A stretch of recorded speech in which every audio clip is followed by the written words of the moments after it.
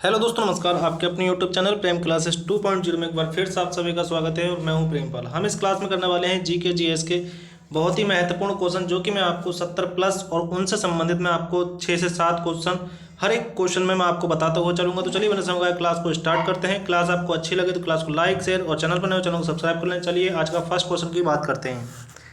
देखिए, first question कहता है कि निम्नलिखित में से किसको चार कोलिथिक युग भी कहा जाता है। तो ये चार कैथोलिक युग भी कहा जाता है। इसका एक नाम और होता है, इसका दूसरा नाम आपका होता है कैलोलिथिक या फिर चार कोलिथिक जो युग कहते हैं। ये हमारा ताम्रपाषाण को कहते हैं। किसको कहते हैं? ताम्रपाषाण को कहते हैं। और इसमें क्या था? ताम्रपाषाण क्यों पड़ा? क्योंकि यहाँ तांबा मिला था। ठीक है। और अब इससे संबंधित चलिए आइए बात करते हैं पुरापाषाण काल की। ठीक है। तो इसका राइट आंसर कौन सा हो जाएगा? Option number C. हम बात करते हैं पुरापाषाण काल की। तो पुरापाषाण काल में हमें आग के बारे में जो पता चला था पुरापाषाण काल में पता चला था। अब बात कर लेते हैं हम ऑप्शन नंबर बी की, नवपाषाण काल की। नवपाषाण काल में हमें कुत्ते को पालतू जानवर बनाया और हमें कृषि के बारे में जानकारी नवपाषाण काल से मिलती है। कृषि, गेहूँ, जौ के बारे में हमें जानकारी मिलती है, वो हमारी नवपाषाण काल में मिलती है। और पहली जो फसल थी वो हमारी जौ थी। इसके बाद यदि बात करें हम, ये जो कृषि थी, कृषि का जो पहला उदाहरण मिला था वो हमारा मेहरगढ़ से मिला था।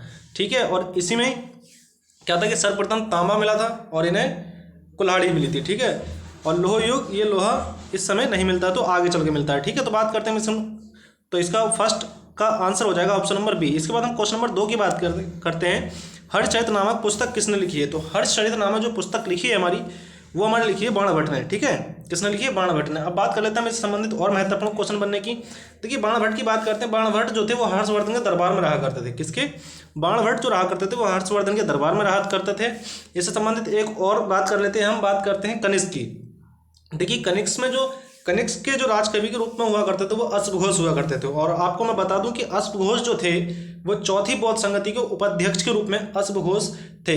अश्वघोष की पुस्तक जो थी वो बुद्ध चरित्रम अश्वघोष की पुस्तक थी। इसके बाद हम बात करते हैं आर्यभट्ट की। देखिए, आर्यभट्ट ने भारत को शून्य दिया। शून्य की खोज किसने करी थी? आर्यभट्ट ने। इसके बाद चलिए नेक्स्ट क्वेश्चन की बात करते हैं। देखिए, नेक्स्ट क्वेश्चन आपका क्वेश्चन नंबर 3। देखिए, क्वेश्चन नंबर 3 क्या कहता है? पानीपत के तीसरे युद्ध में निम्नलिखित में से मराठाओं को हराया था। कहने का मतलब ये है कि जो तीसरा पानीपत का युद्ध हुआ था उसमें मराठाओं को किसने हराया था। तो देखिए, मैं इससे संबंधित आपके जो महत्वपूर्ण युद्ध हैं वो मैं आपको हर एक युद्ध इसी क्वेश्चन में आपको करा दूंगा क्वेश्चन नंबर 3 में। देखिए, बात करते हैं पानीपत के तीसरा युद्ध की। ठीक है। तो तीसरा युद्ध जो हुआ था ये मराठा और अफगानों के बीच हुआ था। किसके? मराठा और अफगानों के बीच हुआ था। तो इसका राइट आंसर हो जाएगा ऑप्शन नंबर ए, अफगान। ठीक है। आप इसे कानों में हेडफोन लगाएं और प्लीज़ इससे ध्यान से सुनते रहें, क्योंकि मैं आपको इसमें बहुत से आपको युद्ध कराने वाला हूं। तो देखिए, फर्स्ट, दूसरे, तीसरे की बात हुई। हम बात करते हैं पानीपत के पहले युद्ध की। पहला युद्ध जो होता है 1526 में होता है बाबर और इब्राहिम लोदी के बीच। तो पहला युद्ध कब? 1526 में बाबर और इब्राहिम के बीच। बात करते हैं दूसरे पानीपत के युद्ध की। तो ये 1556 में होता है, जो कि बाबर और हेमू के बीच होता है। दूसरा पानीपत का युद्ध 1556 में हेमू और बाबर के बीच। बात कर लेते हैं बाबर के कुछ महत्वपूर्ण युद्धों के बारे में। देखिए, बात करते हैं पहले युद्ध की। तो बाबर ने जो पहला युद्ध लड़ा था वो पानीपत का पहला युद्ध लड़ा था जो 1526 में लड़ा गया था बाबर और इब्राहिम लोदी के बीच। बात करते हैं इसके बाद दूसरा जो लड़ा गया था वो खानवा का युद्ध था। खानवा का युद्ध 1527 में लड़ा गया था, जो कि बाबर और राणा सांगा के बीच लड़ा गया था। तीसरे युद्ध की बात करते हैं जो कि चंदेरी का युद्ध था, 1528 में लड़ा गया था और ये मेंदिनी रॉय के बीच लड़ा गया था। इसके बाद करते हैं हम नंबर चौथे की, जो कि चौथा और लास्ट युद्ध था इसका घाघरा का युद्ध। घाघरा का युद्ध 1529 में लड़ा गया था।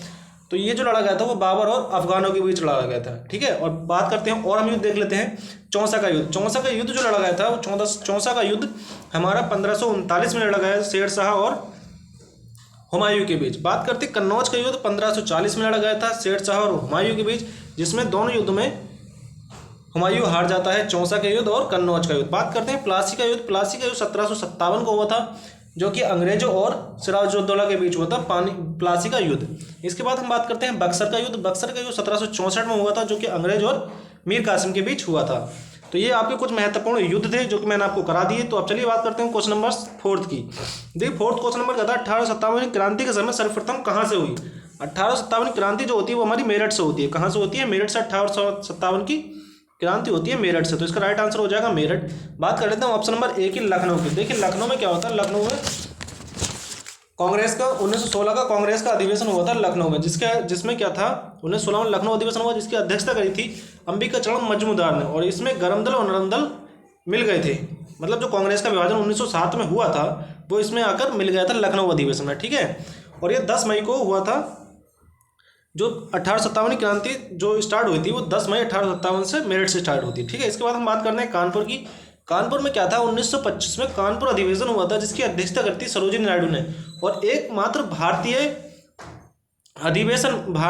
महिला जो अधिवेशन में भाग लिया था, तो वो कौन थी, हमारी सरोजिनी नायडू थी, ठीक है। इसके बाद हम बात करें यदि पहली महिला की, तो पहली महिला जो थी वो हमारी एनी बेसेंट थी, जो कि कलकत्ता अधिवेशन की स्थापना की थी 1917 में, ठीक है। इसके बाद चलिए बात करते हैं नेक्स्ट क्वेश्चन की, क्वेश्चन नंबर 5 की। देखिए क्वेश्चन नंबर 5 आपका कहता है कि स्तंभरारी बंदोबस्त किसके शासनकाल में स्टार्ट हुई। तो ये जो स्टार्ट हुई थी हमारी कॉर्नवालिस की स्टार्ट हुई थी। कब, इसे क्या बोलते हैं, इसी को हम बोलते हैं स्थायी बंदोबस्त। तो स्थायी बंदोबस्त जो स्टार्ट किया था वो किसने की थी, कॉर्नवालिस ने, ठीक है। स्थानीय स्वशासन का जनक की यदि बात करते हैं तो रिपन को कहते हैं, लेकिन स्थायी बंदोबस्त जो स्टार्ट की थी कॉर्नवालिस ने, और सिविल सर्विस का जो जनक माना जाता है वो भी कॉर्नवालिस को माना जाता है, ठीक है। यदि डफरिन की बात कर लेते हैं तो इसका राइट आंसर तो ऑप्शन नंबर सी हो जाएगा। बात करते हैं डफरिन की। देखिए डफरिन का जो था, डफरिन के समय में क्या होता है, कांग्रेस की स्थापना होती है डफरिन के समय, जो कि 1885 में होती है डफरिन के समय कांग्रेस की स्थापना, ठीक है। बात करते हैं ऑप्शन नंबर बी की। तो option number B Warren Hasting है। वॉरेन हेस्टिंग बंगाल के पहले गवर्नर जनरल थे जिन्होंने द्वैत शासन समाप्त किया था, ठीक है। इसके बाद बात करते हैं छठा क्वेश्चन की, कह रहे हैं निम्नलिखित में से महापुरुषों में भारतीय जागृति का जनक किसे कहा जाता है। तो भारतीय जागृति का जनक जो कहा जाता है वो हमारा इसका राइट आंसर हो जाएगा राजा राम मनोहर राय को, ठीक है। किसे, राजा राम मनोहर राय को, ठीक है। राजा राम मनोहर राय ने क्या किया था, राजा राम मनोहर राय ने 1815 में आत्म समाज की स्थापना की थी, और 1825 में वेदांत कॉलेज की स्थापना राजा राम मनोहर राय ने की थी, और ब्रह्म समाज की स्थापना भी किसने की, राजा राम मनोहर राय ने 1828 में। और राजा राम मनोहर राय ने बेंटिक की सहायता से सती प्रथा को समाप्त किया था 1829 में। इसके बाद बात कर लेते हैं रविंद्रनाथ टैगोर की। देखिए रविंद्रनाथ टैगोर ने क्या है, भारत का राष्ट्रीय गान रविंद्रनाथ टैगोर ने लिखा। इन्हें एशिया का सबसे पहला नोबेल पुरस्कार जो दिया गया था गीतांजलि के लिए 1913 में दिया गया था, ठीक है। इसके बाद हम बात करते हैं गीतांजलि के लिए दिया गया 1913 में। बात कर लेते हैं हम स्वामी विवेकानंद की। देखिए स्वामी विवेकानंद की यदि बात करें तो बेलूर मठ की स्थापना स्वामी विवेकानंद ने की थी, और रामकृष्ण मिशन की स्थापना 1897 में स्वामी विवेकानंद ने की थी, और ठीक है। और 1893 को ये शिकागो गए थे, ठीक है। कौन, स्वामी विवेकानंद। इसके बाद बात करते हैं दयानंद सरस्वती की। दयानंद सरस्वती जो थे इन्होंने वेदों की ओर लौटो नारा दिया, और आर्य समाज की स्थापना दयानंद सरस्वती ने की 1875 में। इसके बाद चलिए नेक्स्ट क्वेश्चन की बात करते हैं। देखिए नेक्स्ट क्वेश्चन आप कहता है महात्मा गांधी ने 1830 में सविनय अवज्ञा आंदोलन कहाँ से स्टार्ट किया।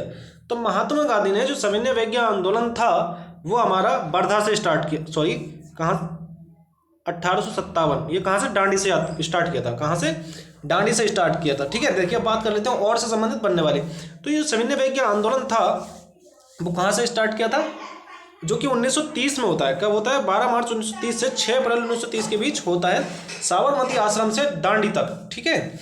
इसके बाद हम बात करते हैं इसमें कितने लोगों ने भाग लिया। तो इसमें जब स्टार्ट हुआ था तो इसमें 80 लोगों के साथ ये स्टार्ट हुआ था, और ये 24 दिन तक लगातार चले थे और दांडी पहुंच गए थे, ठीक है। बात करते हैं हम कितने दिन, 24 दिन। ये कभी कभी आपसे क्वेश्चन पूछ लिया था कितने दिन तक चला, तो ये 24 दिन तक चला था, ठीक है। और इसमें 390 किलोमीटर की दूरी तय की थी। दूरी कितनी थी, 390 किलोमीटर की दूरी इन्होंने तय की थी, कितनी, 390 मीटर की, ठीक है।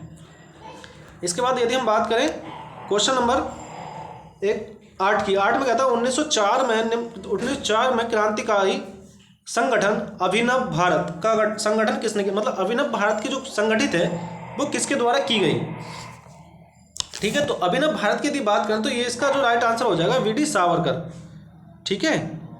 वीडी सावरकर ने की थी, और कहाँ, महाराष्ट्र मुंबई में की थी, ठीक है। महाराष्ट्र नासिक में की थी, ठीक है, महाराष्ट्र नासिक में। तो उत्तर प्रदेश की राजधानी क्या हो जाएगी, लखनऊ, ठीक है। और उत्तर प्रदेश के सीएम कौन है, ये आपसे पूछ ले कभी कभी। उत्तर प्रदेश के सीएम जो हैं वो हमारे योगी आदित्यनाथ हैं, ठीक है।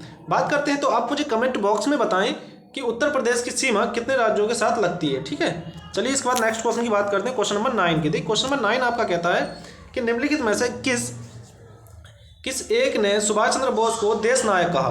देश नायक की बात करते हैं तो देश नायक जो कहा था वो सुभाष चंद्र बोस को रविंद्रनाथ टैगोर ने कहा था, ठीक है। रविंद्रनाथ टैगोर ने सुभाष चंद्र को क्या कहा था, देश नायक, ठीक है। और सुभाष चंद्र के बारे में बात करते हैं तो 23 जनवरी को पराक्रम दिवस इन्हीं के जन्मदिन पर मनाते हैं, 23 जनवरी को पराक्रम दिवस, ठीक है।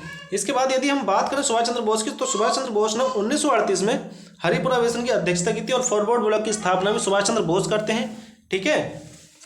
बात करते हैं महात्मा गांधी की, चलिए आई बात कर लेते हैं। तो महात्मा गांधी 1915 में दक्षिण अफ्रीका से भारत आते हैं और महात्मा गांधी एकमात्र व्यक्ति थे जो महात्मा गांधी ने सबसे पहले किस अधिवेशन में भाग लिया। तो महात्मा गांधी ने 1901 का जो कलकत्ता अधिवेशन था उसमें पहले भाग लिया था। लेकिन यदि पूछे आपसे क्वेश्चन कि महात्मा गांधी ने किस अधिवेशन की अध्यक्षता की थी, तो इस जो राइट आंसर हो जाएगा वो हो जाएगा हमारा 1924 का बेलगांव अधिवेशन था, जिसमें महात्मा गांधी ने उसकी अध्यक्षता की थी। इसके बाद यदि मैं आपको बताऊं कि यहाँ महात्मा गांधी को महात्मा की उपाधि किसने दी, तो महात्मा गांधी को महात्मा की उपाधि रविंद्रनाथ टैगोर ने दी, ठीक है। इसके बाद यदि बात करें हम ऑप्शन नंबर डी की, ऑप्शन नंबर डी में क्या है, सरदार वल्लभ भाई पटेल, ठीक है। तो सरदार वल्लभ भाई पटेल जो है ये 1928 का बारदोली सत्याग्रह हुआ था, उसमें बारदोली की महिलाओं ने इन्हें सरदार वल्लभ भाई पटेल को सरदार की उपाधि दी थी, बारदोली की महिलाओं ने, ठीक है। इसके बाद नेक्स्ट क्वेश्चन की बात करते हैं, क्वेश्चन नंबर 10 की। देखिए क्वेश्चन नंबर 10 आपका क्या कहता है, निम्नलिखित में से किस एक्ट के द्वारा भारत के गवर्नर जनरल को अध्यादेश जारी करने की शक्ति प्रदान की गई थी। तो इसका जो राइट आंसर हो जाएगा वो आपका ऑप्शन नंबर बी हो जाएगा, ठीक है। Right answer Indian counselling act 1861 के द्वारा, ठीक है, 1861 के द्वारा। और ये जो अधिकतम लगा सकते थे वो अधिकतम 6 वर्ष के लिए लगा सकते थे। कितने वर्ष के? अधिकतम 6 वर्ष के लिए। बात करते हैं विश्व का सबसे ऊंचा पर्वत शिखर किस देश में है। तो पर्वत शिखर पहले बात करते हैं है कौन सा, तो पहले ये बात कर लेते हैं। इसका जो राइट आंसर हो जाएगा ऑप्शन नंबर क्या हो जाएगा, ऑप्शन नंबर सी नेपाल, ठीक है। नेपाल में बात करते हैं है कौन सा, तो नेपाल में जो है ये हमारा माउंट एवरेस्ट है। इसकी ऊंचाई की यदि बात करते हैं, कभी कभी आपसे ऊंचाई पूछ ले, तो इसकी ऊंचाई जो होती है वो 8,848.86 मीटर इसकी ऊंचाई हो जाती है, ठीक है। यदि बात करते हैं नेपाल की राजधानी, तो नेपाल की राजधानी काठमांडू हो जाती है, ठीक है। इसके बाद हम बात करते हैं, आप मुझे कमेंट बॉक्स में बताएं कि नेपाल की सीमा कितने राज्यों के साथ भारत के लगती है। देखिए इसके बाद हम नेक्स्ट सवाल की बात करते हैं। देखिए नेक्स्ट सवाल आपका कहता है कि किस ग्रह के चारों ओर वलय हैं, मतलब एक तरीके से हम कहते हैं कि छल्ले टाइप के होते हैं वलय, उन्हें वलय कहा जाता है, ठीक है। तो किस ग्रह की ओर है, तो इसका जो राइट आंसर हो जाएगा वो ऑप्शन नंबर डी हो जाएगा, जो कि शनि है। तो शनि यदि ऑप्शन में ना हो तो आप बृहस्पति भी लगा सकते हैं, और बृहस्पति आपके ऑप्शन में ना हो तो आप वरुण भी लगा सकते हैं, क्योंकि इन तीनों में क्या मिलते हैं, हमें वलय मिलते हैं। आइए बात कर लेते हैं पृथ्वी की। देखिए पृथ्वी जो है, पृथ्वी 5वां सबसे बड़ा ग्रह है, इस पर जीवन संभव है पृथ्वी पर, ठीक है। और ये इसका एकमात्र उपग्रह जो है पृथ्वी का वो चंद्रमा है।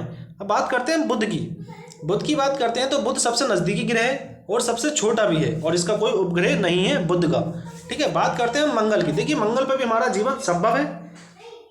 लाल ग्रह मंगल ग्रह को कहते हैं। लाल ग्रह क्यों कहते हैं, मुझे कमेंट बॉक्स में बताएं कि लाल ग्रह क्यों कहते हैं। लाल ग्रह है, और इसके उपग्रह की बात करते हैं तो फोबोस डिवोस जो है ये इसके मंगल ग्रह के उपग्रह हैं। तो आपके लिए ये बहुत ही इंपॉर्टेंट हो जाता है, जो कि मंगल ग्रह है, जो उसके उपग्रह हैं फोबोस और डिवोस, ये बहुत ही इंपॉर्टेंट हो जाते हैं। कभी आपसे पूछ लिया जाता है कि फोबोस डिवोस किसके उपग्रह हैं, तो ये हमारे मंगल ग्रह के हैं। बात करते हैं हम शुक्र की।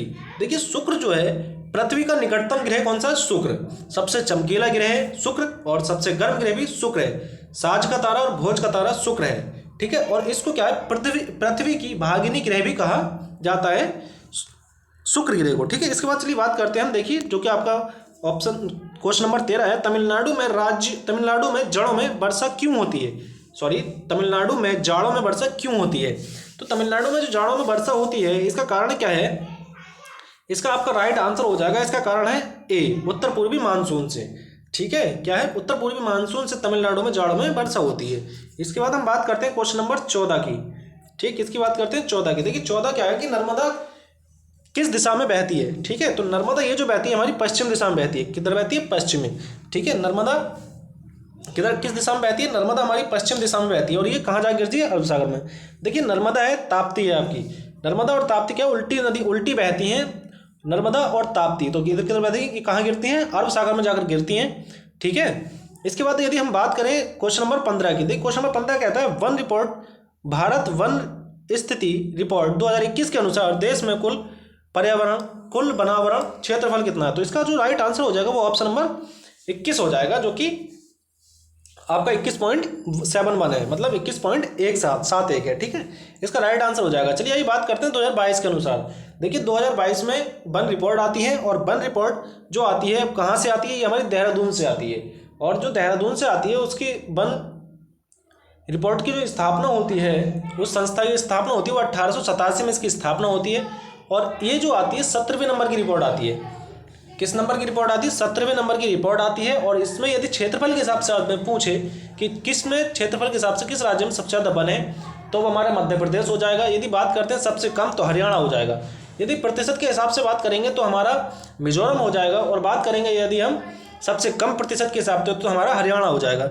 यदि बात करते हैं कि सर्वाधिक वृद्धि किस राज्य में हुई है वन में, तो हमारी आंध्र प्रदेश हो जाएगा इसका राइट आंसर। ठीक है, इसके बाद हम बात करते हैं क्वेश्चन नंबर 16 की। क्वेश्चन नंबर 16 कहता है भारतीय आर्थिक समीक्षा डैश प्रकाशित करता है। मतलब भारतीय आर्थिक समीक्षा जो प्रकाशित करता है वो कौन करता है? तो ये हमारा करता है वित्त मंत्रालय। कौन करता है? वित्त मंत्रालय। ठीक है, इसके बाद हम बात करते हैं नीति आयोग की। देखिए नीति आयोग जो है इसकी स्थापना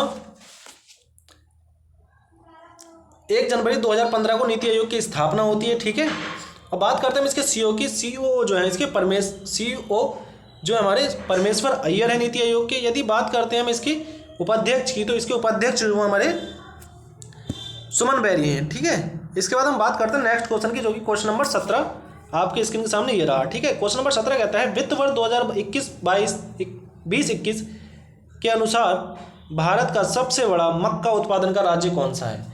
देखिए भारत में यदि मक्का की बात करते हैं, सबसे अधिक जो उत्पादन है वो हमारा कर्नाटका का है। सबसे अधिक कहाँ होता है? कर्नाटका में, उसके बाद मध्य प्रदेश में, उसके बाद हमारा महाराष्ट्र में। तो मक्का सबसे ज़्यादा 2020-21 के अनुसार कहाँ होती है? हमारा कर्नाटक में होती है। और कभी आपसे पूछ लिया जाए कि मक्का या फिर मोटे अनाज का जो वर्ष है वो 2023 मोटे अनाज का वर्ष है। ठीक है, और बात करते हैं हम दाल का जो वर्ष है वो 2016 का दाल का वर्ष है। तो आप ये दोनों इंपॉर्टेंट पॉइंट है, याद रखें। देखिए जीएसटी क्या है? जीएसटी एक अप्रत्यक्ष कर का टैक्स है। कैसा है? अप्रत्यक्ष। Good and service tax GST की फुल फॉर्म है। ठीक है, बात करते हैं 1 जुलाई 2017 से जीएसटी लागू होती है और 101 बार संविधान संशोधन होता है जीएसटी के लिए।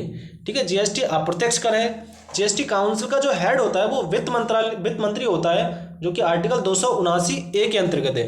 ठीक है, इसकी यदि हाल ही में बैठक जो हुई है वो हमारी चंडीगढ़ में हुई है। कहाँ हुई है हाल ही में बैठक? चंडीगढ़ में। यदि आपसे पूछे जीएसटी संग्रहालय कहाँ खोला गया है, तो ये हमारा पणजी गोवा में खोला गया है। ठीक है, पणजी गोवा में क्या खोला गया है? जीएसटी संग्रहालय। इसके बाद हम बात करते हैं देखिए नीति आयोग की। नीति आयोग के अध्यक्ष कौन होते हैं? किसकी बात कर रहा है कि नीति आयोग के अध्यक्ष कौन होते हैं? तो नीति आयोग का अध्यक्ष मैंने आपको बताया कौन होते हैं? प्रधानमंत्री। ठीक है, इसके अध्यक्ष कौन होते हैं? प्रधानमंत्री। बात करते हैं क्वेश्चन नंबर 20 की। देखिए कहता है रिजर्व बैंक ऑफ इंडिया का राष्ट्रीयकरण कब हुआ था? देखिए रिजर्व बैंक ऑफ इंडिया का राष्ट्रीयकरण हुआ था हमारा 1949 में। 1 जनवरी 1949 को इसका राष्ट्रीयकरण होता है आरबीआई का। ठीक है, मतलब रिजर्व बैंक ऑफ इंडिया का। और इसका एक्ट की बात करें, मतलब इसके अधिनियम की बात करें, तो 1934 का अधिनियम है। 1 अप्रैल 1935 को इसकी स्थापना होती है आरबीआई की। यंग हिल्टन समिति की सिफारिश पर आरबीआई की स्थापना होती है। इसके ताड़ का वृक्ष और रॉयल बंगाल टाइगर जो है इसके लोगो में है। ठीक है, इसकी यदि बात करें हम, पहले ऑशबॉर्न स्मिथ पहले अंग्रेजी गवर्नर थे। बात करते हैं पहले भारतीय, तो सीड देशमुख पहले भारतीय थे। बात करते हैं 25वें नंबर के कौन है? 25वें नंबर के हमारे शक्तिकांत दास 25वें नंबर के हैं। और बात करते हैं हम यदि 24 अब कभी आपसे पूछ ले तो उर्जित पटेल उसके 24वें नंबर के हैं। यदि बात करते हैं 1969 में क्या हुआ था? 14 बैंकों का राष्ट्रीयकरण हुआ था 19 जुलाई 1969 को। 14 बैंकों का राष्ट्रीयकरण होता है। और मैं आपको स्ट्रेटेजी का यह क्वेश्चन बता दूं कि 1969 में चंद्रमा पर अमेरिका ने ऑपरेशन अपोलो के द्वारा मानव भेजे थे। ठीक है, और बात करते हैं 1969 में और क्या होता है? तो इसरो की स्थापना 15 अगस्त 1969 को इसरो की स्थापना होती है। ठीक है, इसके बाद हम नेक्स्ट क्वेश्चन की बात करते हैं। देखिए next question number 20। Question number 20 आपका कहता है भारत में राष्ट्रीय पंचायत राज दिवस कब मनाया जाता है? तो पंचायती राज दिवस जो मनाया जाता है ये आपका 24 अप्रैल को मनाया जाता है, जो कि इसका राइट आंसर है 24 अप्रैल। ठीक है, आइए चलिए बात कर लेते हैं कुछ और महत्वपूर्ण डेट देख लेते हैं। देखिए बात करते हैं 21 अप्रैल की। 21 अप्रैल को क्या मनाते हैं? सिविल सर्विसेज डे जो मनाते हैं वो 21 अप्रैल को मनाते हैं। ठीक है, बात करते हैं 2 अक्टूबर को गांधी जयंती मनाते हैं। 16 जनवरी बहुत ही महत्वपूर्ण है, स्टार्टअप डे 16 जनवरी को। ठीक है, 16 जनवरी को स्टार्टअप डे। और हम बात करें 23 जनवरी को पराक्रम दिवस, 24 जनवरी को राष्ट्रीय बालिका दिवस, 25 जनवरी को मतदाता दिवस।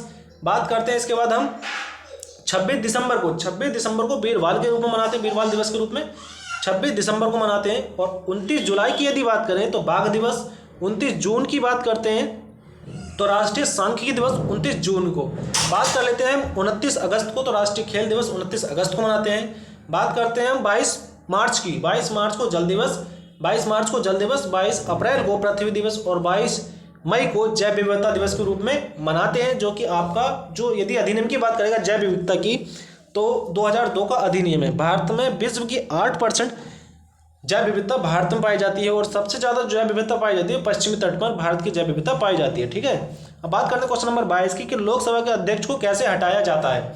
लोकसभा के अध्यक्ष को जो हटाया जाता है, पहली बात तो उसे अधिक सूचना 14 दिन पहले अधिक सूचना देनी होगी और क्या होगा कि लोकसभा के सभी सदस्यों के बहुमत से संकल्प के द्वारा उसे हटाया जा सकता है, जो कि आपका ऑप्शन नंबर बी हो जाएगा। इसके बाद हम नेक्स्ट क्वेश्चन की बात करते हैं। देखिए नेक्स्ट क्वेश्चन आपका कहता है कि निम्नलिखित में से कौन सा सम्मिलित नहीं है। देखिए आर्टिकल मतलब अनुच्छेद 39A समान न्याय एवं निःशुल्क विधिक सहायता, तो ये आपका बिल्कुल राइट है, तो इसका ये आंसर नहीं होगा, तो इसका बिल्कुल राइट आंसर यही होगा। बात करते हैं 39A में क्या है, समान न्याय और निःशुल्क विधिक सहायता। 40वें ग्राम पंचायत गठन, बिल्कुल ठीक बात है। बात करते हैं 44वें समान सिविल संहिता, जो कि आर्टिकल एक मात्र लागू गोवा में है और 44। बात करते हैं 48 की, तो 48 में ये इसका जो राइट आंसर हो जाएगा वो ऑप्शन नंबर डी हो जाएगा। इनमें से कोई नहीं, तो राइट आंसर डी हो जाएगा। देखिए जो 148 है वो पर्यावरण से संबंधित है, आर्टिकल 48।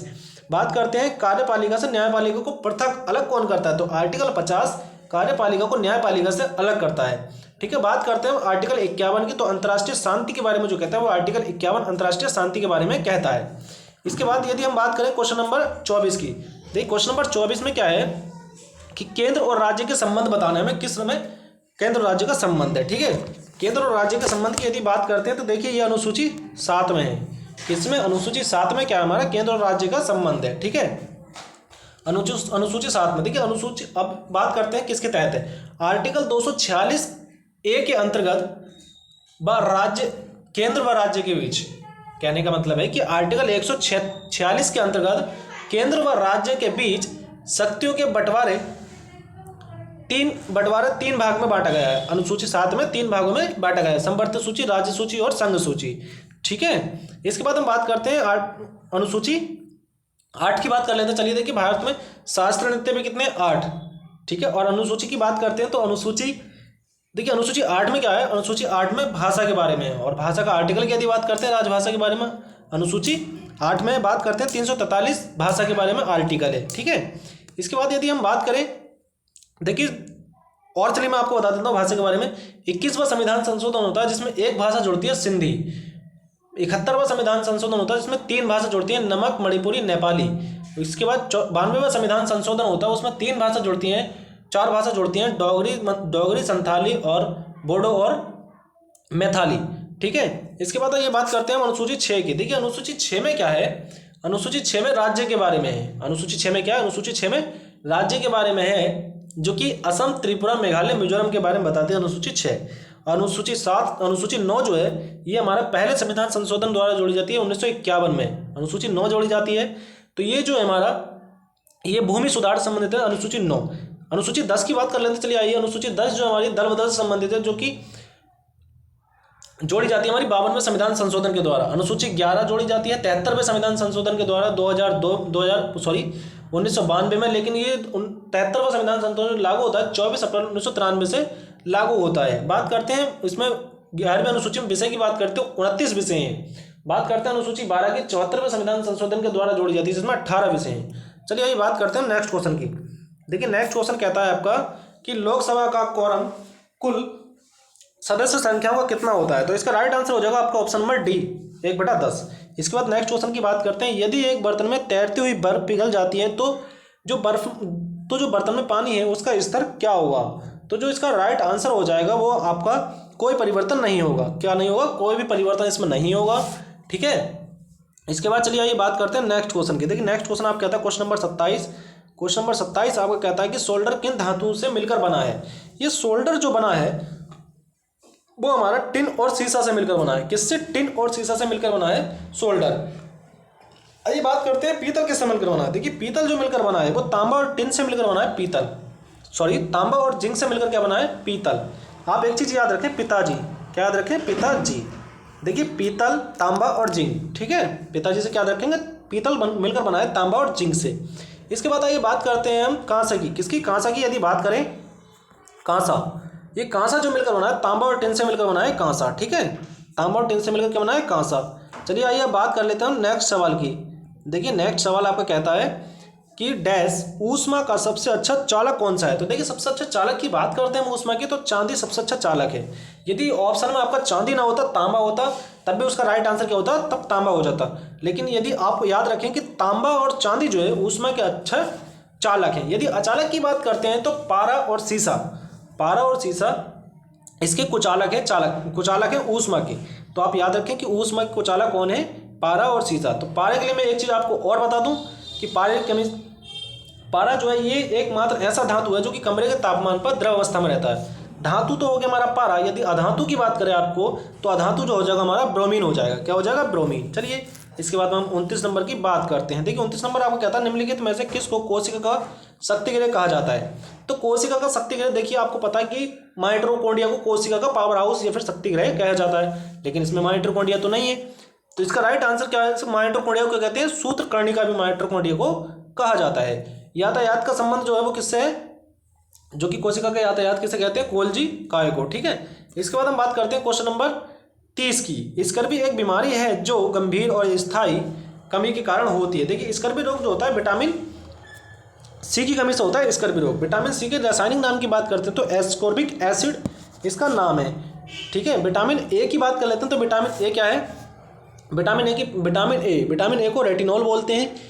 रेटिनॉल क्या कहा जाता है, रेटिनॉल कहा जाता है, और इसकी समय से रेटिनॉल रतौंधी रोग होता है विटामिन ए के, ठीक है। बी की बात करें तो बी में बेरी रोग होता है और थायमिन इसका नाम होता है। B12 की बात करें तो B12 को साइनोकोवोलोमाइन कहते हैं, और इसमें क्या होता है, कोबाल्ट 7 पाया जाता है B14 में, B12 में कोबाल्ट 60 मिलता है, ठीक है। बात करते हैं विटामिन ई की। विटामिन ई को कैल्सीफेरोल कहते हैं, टोकोफेरोल विटामिन ई को कहते हैं, जिसकी कमी से बांझपन होता है। विटामिन डी को क्या कहते हैं, विटामिन डी को हम कहते हैं कैल्सीफेरोल, जिसकी कमी से क्या होता है हमारा, विटामिन सी की कमी से, विटामिन डी की कमी से क्या होता है, रिकेट्स रोग होता है, सूखा रोग, ठीक है। और ये हमारा ब्लड के थक्का जमाने में सहायक होता है विटामिन के। ये आपको मैंने कुछ रासायनिक नाम बता दें। देखिए आपके मैथ के सवाल हैं, ये आप कर लेंगे। देखिए क्योंकि मैं आपको कराऊंगा तो यहाँ बहुत टाइम लगने वाला है, तो मैं आपको GS के जो भी महत्वपूर्ण क्वेश्चन है हिंदी के मैं आपको करा देता हूँ, ठीक है। देखिए इसके बाद हम बात करते हैं निम्नलिखित में से युग्म शब्द युग्म शुद्ध नहीं है। तो इसमें क्या बताना है, शुद्ध नहीं है। तो इसका जो राइट आंसर हो जाएगा वो ऑप्शन नंबर डी हो जाएगा, नूतन और सनातन। ये इसका राइट आंसर नहीं है, कौन सा, नूतन और सनातन, ठीक है। इसके बाद हम बात करते हैं क्वेश्चन नंबर 37 की। देखिए क्वेश्चन नंबर 37 आपका कहता है कि जिसका कोई शत्रु पैदा ही ना हुआ हो, जिसका कोई शत्रु पैदा ना हुआ हो, तो इसका राइट आंसर हो जाएगा अजात शत्रु, ठीक है। आप मुझे कमेंट बॉक्स में बताएं कि अजात शत्रु जो थे कौन सी बौद्ध संगति के अध्यक्ष शासक के रूप में रहे थे, अजात शत्रु, ठीक है। इसके बाद हम बात करते हैं क्वेश्चन नंबर 38 की। 38 में कहता है निम्नलिखित में से कौन सा शब्द सूर्य का पर्यायवाची नहीं है। क्या बात कर रहा है, सूर्य का पर्यायवाची नहीं है। तो इसका राइट आंसर हो जाएगा आपका विभाकर। विभाकर सूर्य का पर्यायवाची नहीं है। कौन, विभाकर। विभाकर ये आपका सूर्य का पर्यायवाची नहीं है, बल्कि एक इसका विभाकर जो हमारा चंद्रमा का पर्यायवाची है, विभाकर। देखिए प्रभाकर, दिनकर और दिनेश ये सब किसके हैं, ये हमारे सूर्य के पर्यायवाची हैं, लेकिन विभाकर जो है ये चंद्रमा का पर्यायवाची है, इसलिए ये सही हो जाएगा इसका आंसर, ठीक है। निम्नलिखित में से पुल्लिंग शब्द का चयन कीजिए। क्या बताना है, पुल्लिंग शब्द बताना।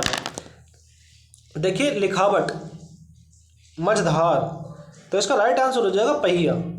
राइट आंसर पुल्लिंग शब्द कौन सा होगा, पहिया। इसके बाद हम बात करते हैं क्वेश्चन नंबर 40 की। निष्कपट का संधि विच्छेद क्या होगा। तो निष्कपट का संधि विच्छेद की बात करते हैं तो नी प्लस कपट, ये हो जाएगा इसका राइट आंसर, नी प्लस कपट, ठीक है। इसके बाद हम नेक्स्ट क्वेश्चन की बात करते हैं। देखिए ये इंग्लिश के हैं, ये भी आप कर लेंगे। ये आपके रीजनिंग के हैं, ठीक है। चलिए मैं एक कोई आध क्वेश्चन तो आपको करा ही देता हूँ रीजनिंग का। देखिए निम्नलिखित में कहता है कीट विज्ञान का संबंध कीट से है, उसी प्रकार जीव विज्ञान का संबंध किससे है। किसका, जीवाश्म का अध्ययन क्या कहलाता है, ठीक है। जीवाश्म का अध्ययन जो कहलाता है वो आपका जीवाश्म कहलाता है। क्या कहलाता है, जीवाश्म, फॉसिल, ठीक है, फॉसिल कहलाता है। इसके बाद चलिए नेक्स्ट क्वेश्चन की बात करते हैं। देखिए नेक्स्ट क्वेश्चन आपका क्या कहता है, एक मिनट रुकिए। देखिए नेक्स्ट क्वेश्चन आपका था 47 नंबर, ठीक है। क्या नंबर था? 47। देखिए 47 नंबर क्वेश्चन की बात करते हैं तो 47 नंबर जो क्वेश्चन है आपका वो है, इससे मिलकर ये बना है, ठीक है, इससे मिलकर ये बना है, तो इससे मिलकर क्या बनेगा? देखिए बात करते हैं, चलिए। तो इसका राइट आंसर जो हो जाएगा 47 का ऑप्शन नंबर डी हो जाएगा। कितना होगा? ऑप्शन नंबर डी हो जाएगा, ठीक है। चलिए आइए बात करते हैं इसके बाद सेकंड क्वेश्चन की। देखिए नेक्स्ट क्वेश्चन आप कहता है कि रानी पीयूष की बहन और कमल की बेटी है, कमल गौरव का बेटा है और आर्यन का भाई है, आर्यन रजनीश का पिता है, तो आर्यन का पीयूष से क्या संबंध है? देखिए आर्यन से पीयूष के संबंध की बात करते हैं तो आर्यन पीयूष का चाचा हो जाएगा। क्या होगा? चाचा, ठीक है। इसके बाद बात करते हैं हम 29 नंबर, तो ये आप कर लेना। देखिए 50 नंबर से बात करते हैं। 50 नंबर कहता है निम्नलिखित में से 3 शब्द किसी न किसी प्रकार संबंधित हैं जबकि एक अलग है, तो वो हमें अलग बताना है कौन सा अलग है। देखिए बात करते हैं हम अलग की, तो इसमें अलग समृद्धि अलग हो जाएगा। क्या हो जाएगा? समृद्धि इसका अलग हो जाएगा, जो कि आपका राइट आंसर हो जाएगा समृद्धि, ठीक है। इसके बाद अब हम बात करते हैं, चलिए आइए समझते हैं। देखिए अब हमारा बात आ गई करंट अफेयर पर, ठीक है। किसकी? करंट अफेयर की। देखिए करंट अफेयर क्या है कि मार्च 2022 में रिजर्व बैंक ऑफ इंडिया ने कहाँ पर reserve bank innovation hub start किया है। रिजर्व बैंक ऑफ हब जो स्टार्ट किया है ये हमारी बंगलुरु में स्टार्ट किए। कहाँ? बंगलुरु, कर्नाटक में स्टार्ट किए रिजर्व बैंक ऑफ हब, ठीक है। इसका उद्घाटन कहाँ? बेंगलुरु में। बेंगलुरु में क्या होता है? बेंगलुरु में दूसरा यूनिवर्सिटी खेल कहाँ होता है? बेंगलुरु में यूनिवर्सिटी खेल होता है, और यूनिवर्सिटी खेल का जो शुभांकर था वो बीरा था। बात करते कौन सी यूनिवर्सिटी पहले पर रही थी, तो जैन यूनिवर्सिटी पहले नंबर पर रही थी बेंगलुरु में। और बेंगलुरु में इसरो का मुख्यालय भी कहाँ है? बेंगलुरु में इसरो का मुख्यालय है बेंगलुरु में, ठीक है। इसके बाद बात करते हैं हम हैदराबाद की। देखिए हैदराबाद की यदि बात करें तो हैदराबाद को ऑपरेशन पोलो के द्वारा भारत में मिलाया गया था 1948 में, ठीक है, हैदराबाद को। और हैदराबाद में यदि बात करें स्टैचू ऑफ इक्वलिटी हैदराबाद में, जो कि रामानुजाचार्य की मूर्ति है ये, ठीक है। इसके बाद चलिए बात करते हैं हम, देखिए पहले कोलकाता की बात करें तो पहली वाटर मेट्रो कहाँ स्थापित की गई है? तो वाटर मेट्रो हमारी कोलकाता में है, और किस नदी पर है? हुगली नदी पर। अब बात करते हैं क्वेश्चन नंबर 52 की। 52 कहता है मार्च 2022 में जनवरी पंजीकरण के संदर्भ में कौन से देश विश्व का 5वां सबसे बड़ा शेयर बाजार बन गया है? तो ये जो बना है हमारा भारत बन गया है। 5वां कौन बना है? 5वां हमारा भारत बना है। अब भारत से ऊपर आइए देख लेते हैं कौन कौन से हैं। देखिए भारत से ऊपर जो हमारे वो 4 देश और हैं। कितने हैं? 4 देश, जैसे अमेरिका, चाइना, जापान और Hong Kong. America, China, Japan, Hong Kong ये भारत से ऊपर हैं। और इसके बाद में यदि बात करें 5वें नंबर पर कौन है, तो 5वें नंबर पर भारत है। इसके बाद चलिए ये बात करते हैं क्वेश्चन नंबर 53 की। देखिए 53 कहता है महिलाओं के पूर्ण स्वामित्व वाले देश के पहले औद्योगिक पार्क कहाँ स्थापित की गई हैं? तो ये जो औद्योगिक पार्क स्थापित किए गए हैं ये हमारे हैदराबाद में स्थापित किए गए हैं। कहाँ? हैदराबाद में स्थापित किए गए हैं ये। और हैदराबाद किसकी राजधानी? तेलंगाना की राजधानी हैदराबाद है। तेलंगाना की बात करते हैं, तेलंगाना में विधान परिषद है।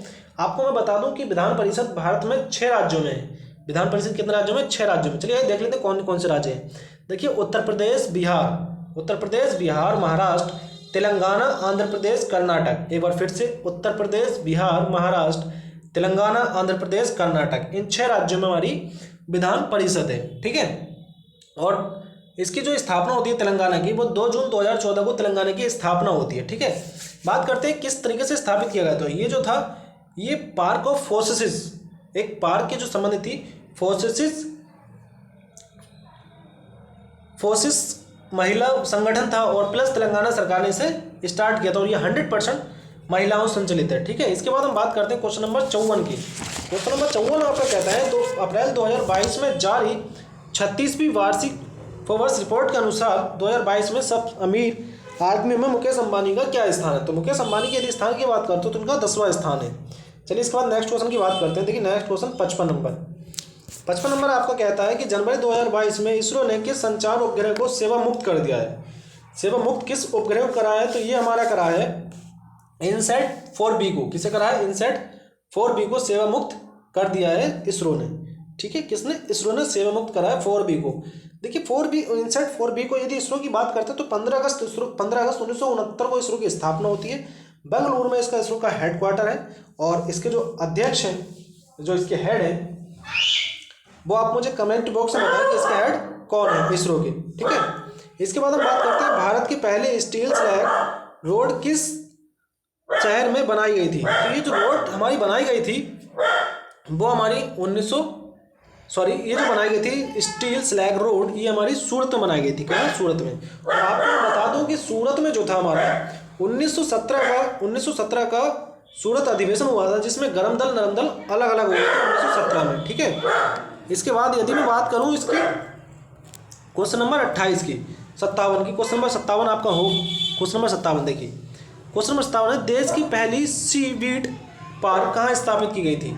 देश की पहली सीवीड पार्क किस राज्य में स्थापित की थी। ये हमारे तमिलनाडु में स्थापित की गई थी।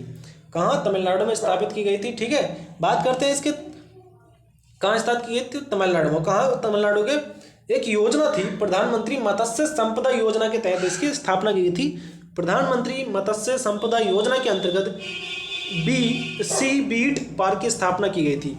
इसके बाद हम बात करते हैं क्वेश्चन नंबर 58 के, जून 2022 में कौन सा देश भांग की खेती को वैध करार दिया है। भांग की खेती को कौन से एशियाई देश ने मतलब वैधता दी है। तो ये हमारा थाईलैंड है। थाईलैंड की राजधानी की बात करते हैं बैंकॉक हो जाती है। बांग्लादेश, भारत की राजधानी नई दिल्ली हो जाती है। बांग्लादेश की ढाका हो जाती है।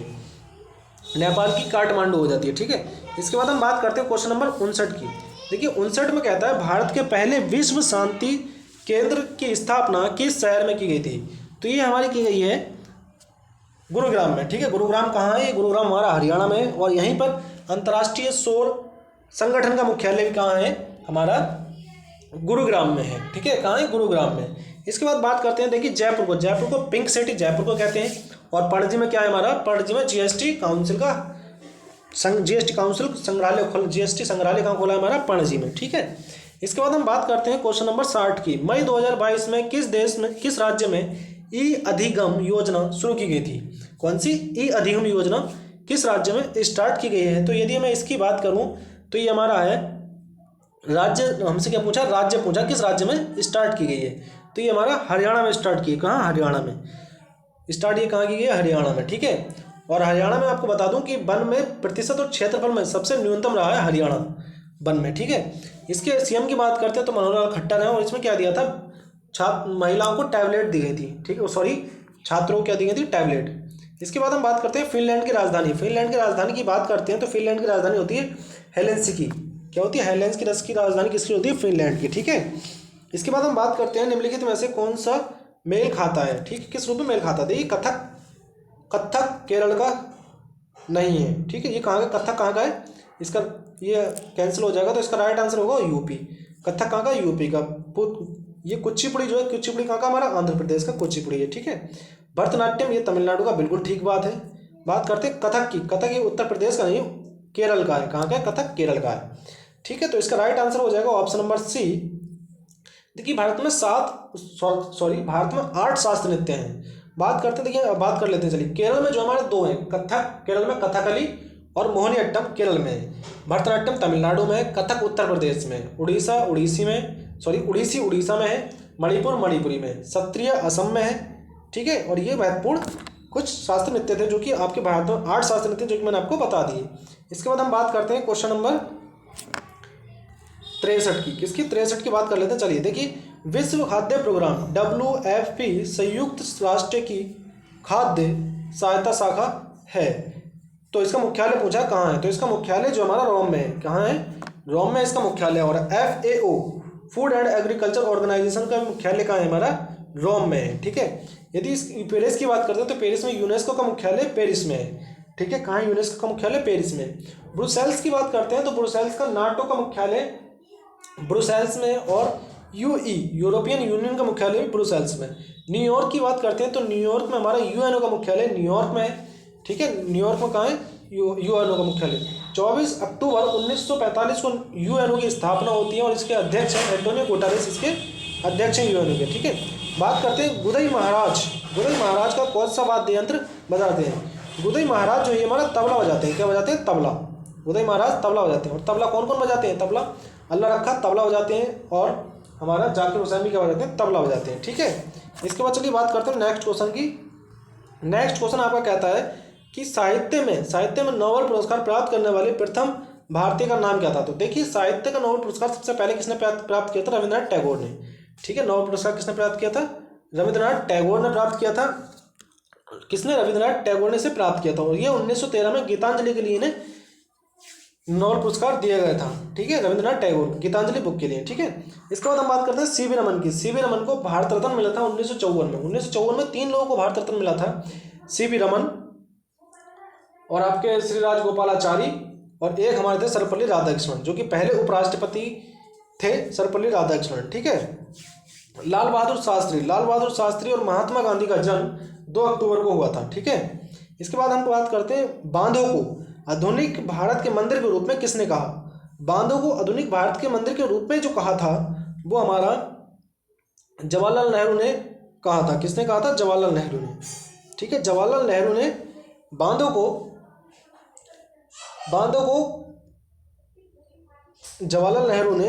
को आधुनिक भारत के मंदिर कहा। क्या कहा? आधुनिक भारत के मंदिर जवाहरलाल नेहरू ने कहा। ठीक है, इसके बाद हम बात करते हैं क्वेश्चन नंबर 67 की। देखिए 67 में क्या है?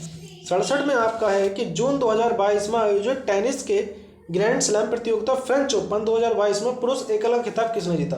देख किसकी बात कर रहा है? फ्रेंच की। तो फ्रेंच का जो जीता है वो हमारा राफेल नडाल ने जीता है। फ्रेंच की बात करिए आपसे कभी भी ऑस्ट्रेलियन की बात करिए, फ्रेंच भी राफेल नडाल ने जीता है और ऑस्ट्रेलियन भी ओपन भी राफेल नडाल ने जीता है। ठीक है, इसके बाद यदि बात करें हम इसके महिला की, जो आपका फ्रेंच ओपन है इसमें महिला की यदि बात करते हैं तो इसमें ईगा स्विएटेक महिला है। महिला कौन है? ईगा स्विएटेक इसकी महिला है। ठीक है, चलिए ये बात करते हैं नेक्स्ट क्वेश्चन की। देखिए नेक्स्ट क्वेश्चन कहता है आपका कि पुस्तक mind master winning lenses from the champions life के पुस्तक के लेखक कौन है? तो इसका जो राइट आंसर हो जाएगा वो हमारा हो जाएगा विश्वनाथ आनंद। कौन है इसका जो राइट आंसर हो जाएगा हमारा विश्वनाथ आनंद, जो कि आपका ऑप्शन नंबर डी है। ठीक है, इसके बाद हम बात करते हैं क्वेश्चन नंबर 69 की। अप्रैल 2022 में पहला लता दीनानाथ पुरस्कार किसे दिया गया था? तो ये हमारे प्रधानमंत्री को दिया गया था, नरेंद्र मोदी जी को। क्या दिया गया था? प्रधानमंत्री नरेंद्र मोदी जो इन्हें लता दीनानाथ पुरस्कार दिया गया था। और मैं आपको एक चीज़ और बताता हूँ, यहाँ देखिए ये क्या है? लता दीनानाथ नेताजी अवार्ड जो दिया गया था, नेताजी अवार्ड मतलब नेताजी जो पुरस्कार दिया गया वो शिंजो आबे को दिया गया, जो कि जापान के पूर्व प्रधानमंत्री थे जिनकी मृत्यु हो गई। ठीक है, इसके बाद हम बात करते हैं क्वेश्चन नंबर 70 की। देखिए क्वेश्चन नंबर 70 आपका कहता है मई 2022 में संपन्न हुई IPL लीग में 15वें संस्करण का खिताब किसने जीता है? किसकी बात कर रहा है? 15वें संस्करण की बात कर रहा है कि किसने जीता है। तो 15वां संस्करण जो जीता है गुजरात टाइटंस ने जीता है। किसने? गुजरात टाइटंस है, जिसके अध्यक्ष जिसके हेड कप्तान कौन थे? हार्दिक पांड्या। ठीक है, हार्दिक पांड्या इसके कप्तान थे। यदि बात करें हम राजस्थान तो उपविजेता जीता किसने? जीता हमारा गुजरात ने जीता है। और बात करते हैं उपविजेता कौन रहा है? तो राजस्थान रॉयल। सबसे ज़्यादा रन जो बनाए हैं वो हमारे बटलर ने बनाए हैं, जिन्हें क्या मिला है? ऑरेंज कप मिला है। बात करते हैं सबसे ज़्यादा विकेट किसने लिए हैं? सबसे ज़्यादा विकेट चहल ने लिए हैं, जो कि पर्पल कैप मिला है। और ये दोनों के दोनों खिलाड़ी किस टीम से थे? राजस्थान रॉयल से थे। ठीक है, बात करते हैं 15वां संस्करण हुआ था ये UAE में, इसका 15वां संस्करण होता है। यदि बात करते हैं इसके स्पॉन्सर की तो टाटा इसका स्पॉन्सर था, टाटा। ठीक है, तो ये कुछ IPL से संबंधित महत्वपूर्ण जानकारियाँ थी। ठीक है, तो चलिए फिर आज की क्लास हम यहीं रखते हैं। यदि क्लास आपको ये अच्छी लगी हो तो क्लास को लाइक शेयर और चैनल को सब्सक्राइब कर लें। मिलते हैं और एक बेहतरीन से टेस्ट के साथ कल इसी समय इसी वक्त। तब तक के लिए जय हिंद, जय भारत।